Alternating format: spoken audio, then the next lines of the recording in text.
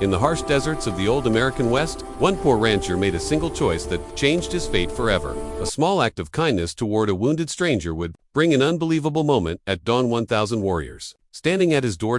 This is a story of courage, compassion, and the power of mercy. Like, share, and subscribe. And tell us where you're watching from. In the Arizona Territory during the late 1800s, life was harsh for those who lived close to the land. Elias Carter was one such man, a poor rancher surviving on a small patch of dry earth, inherited from his father.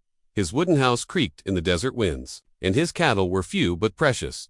Each morning before sunrise, Elias repaired fences, checked water barrels, and prayed for rain. He had little money, no family, and no protection except an old rifle. Still, he believed honest work and kindness were the only things no drought could take away. The land around Elias's ranch was known to be dangerous. Apache tribes moved through the region, and settlers often spoke of them with fear and anger. Stories of raids and violence spread quickly, making most ranchers keep their distance and their guns loaded. Elias listened to those stories but never truly hated the Apaches. He believed fear grew when people stopped seeing others as human. Though he stayed alert, he chose not to let hatred rule his heart. Survival was important, but so was remaining a decent man in an unforgiving world. One evening, as the sun sank low and painted the sky red, Elias rode his tired horse toward home. Near the dry riverbank, he noticed something unusual, a dark shape lying near the rocks. At first, he thought it was a dead animal. As he came closer, he realized it was a young Apache boy, barely conscious, his leg bleeding badly. Elias froze. Helping the boy could mean trouble. Leaving him could mean death.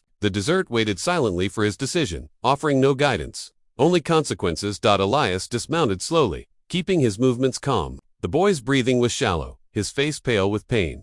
Elias could see fear in the boy's eyes when they briefly opened. Despite the danger, Elias remembered his own childhood hunger and pain. He knelt down, offered water, and spoke softly, though the boy likely didn't understand his words. He tore a piece of cloth from his shirt to stop the bleeding. In that moment, Elias chose compassion over survival instincts, shaped by years of warnings and fear. Carrying the boy onto his horse, Elias rode back to the ranch under the fading light. Every sound made him tense. He expected arrows from the hills, or shadows moving behind him. None came. At the ranch, he laid the boy in the barn, away from the house, and cleaned the wound as best he could. He gave the boy bread and water. Watching him carefully, Elias slept very little that night, his rifle nearby, wondering if sunrise would bring gratitude or death. As the night passed, memories troubled Elias's mind. He recalled neighbors who had lost family to violence and others who spoke proudly of revenge. He wondered if kindness was foolish in a land ruled by strength. Yet deep inside, he felt peace with his choice. If he died for showing mercy, so be it. He believed the world was already cruel enough. The boy slept quietly, and the desert moon cast long shadows across the ranch, holding its breath with him. At first light, Elias woke to an empty barn. The boy was gone. No sign of struggle, no blood, just footprints leading toward the distant hills. Elias felt a strange mix of relief and disappointment. He had hoped the boy would survive, but he also feared what his survival might bring. Elias erased the footprints with his boot, not knowing why, and returned to his chores, forcing himself back into routine as if nothing had happened. The day passed slowly. Elias fixed a broken fence, checked on his cattle, and hauled water from the well. Yet his mind kept returning to the boy's eyes and the silence of his departure. He wondered if the tribe would see his actions as weakness or insult. He wondered if kindness could be misunderstood in a land built on suspicion. Still, he did not regret his choice. The desert tested men every day, and Elias believed he had passed his own test. As evening approached again, the wind shifted, carrying distant sounds Elias couldn't identify. Horses, perhaps, or just his imagination. He stood on his porch longer than usual, watching the horizon turn gold. Somewhere beyond those hills, the boy had returned to his people. Elias did not know that his small act had already been spoken of around campfires, passed from warrior to warrior, and carried to the ears of a powerful Apache chief. That night, Elias prayed quietly before sleep. He asked for protection, not just for himself, but for understanding between enemies shaped by fear. He did not know that dawn would bring more than sunlight. He believed he was still just a poor rancher with little to his name, unaware of the storm of footsteps that would soon surround his land. Elias closed his eyes, trusting that kindness, once given, never truly disappears. Let's get started.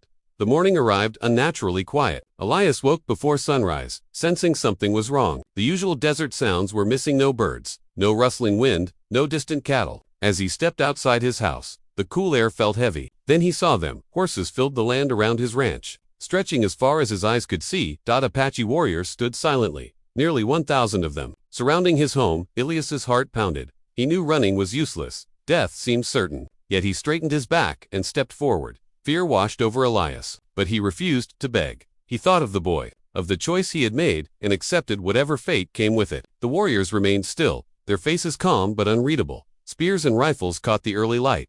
Elias felt small, poorer than ever, standing alone in worn boots and faded clothes. Still, he did not reach for his gun. Something deep inside told him that violence would only seal his end faster. A single rider moved forward from the crowd. He was older, with long dark hair streaked with gray and eyes sharp with intelligence. Behind him rode the boy. Elias had helped. The sight shocked him. The boy sat upright now, healed enough to ride. Watching Elias closely, the chief raised his hand, and the warriors remained frozen. The silence was powerful, heavier than shouting or gunfire. Elias swallowed hard, waiting for words that might decide his life. Through a translator who stepped forward, the chief spoke slowly. He explained that the boy was his nephew, wounded during a skirmish far from the tribe. Scouts had followed the boy's trail and watched Elias's actions from the hills. They had seen the water, the care, the food, and the choice to spare a stranger. The chief said many men with land and weapons would have let the boy die. Elias listened, barely breathing, unsure where the story was leading. The chief continued, saying that among the Apache, kindness shown without expectation was considered the highest form of strength. Elias's act had reached the tribe quickly. Warriors debated whether it was a trap or a rare truth. To be certain, they came themselves, not to destroy but to judge the man who had chosen mercy when he had nothing to gain. Elias felt his legs weaken, but he remained standing, listening to words he never expected to hear. The chief then surprised him further. He declared that from that day on, Elias Carter would be under Apache protection. No tribe member would ever harm his land, his cattle, or his life. Any enemy who tried would face consequences. The boy dismounted and stepped forward, placing a small handmade charm at Elias's feet as a sign of gratitude. Elias's eyes filled with tears. He did not try to hide. He had prepared for death, not honor. The warriors stayed only a short while longer. Some watched Elias with curiosity, others with quiet respect. Then, as quickly as they had appeared, the Apache mounted their horses. Dust rose into the morning air as they rode away, disappearing into the desert like a fading vision. Soon, Elias stood alone. Again, the land silent once more. He wondered if it had all been a dream, but the charm in his hand proved otherwise. Life slowly returned to normal, but everything felt different.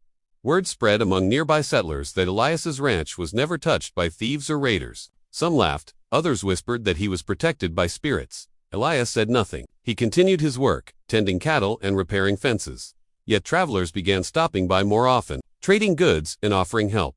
Without realizing it, Elias's small ranch became a safe place in a dangerous land. Seasons passed, and Elias's life improved. His cattle multiplied, crops grew better, and no drought ever seemed to hit him as hard as others. Sometimes, from a distance, he would see Apache riders watching from the hills, ensuring his safety. There was no fear between them now, only mutual respect. Elias never tried to profit from the protection or boast about it. He understood that true kindness asked for nothing in return.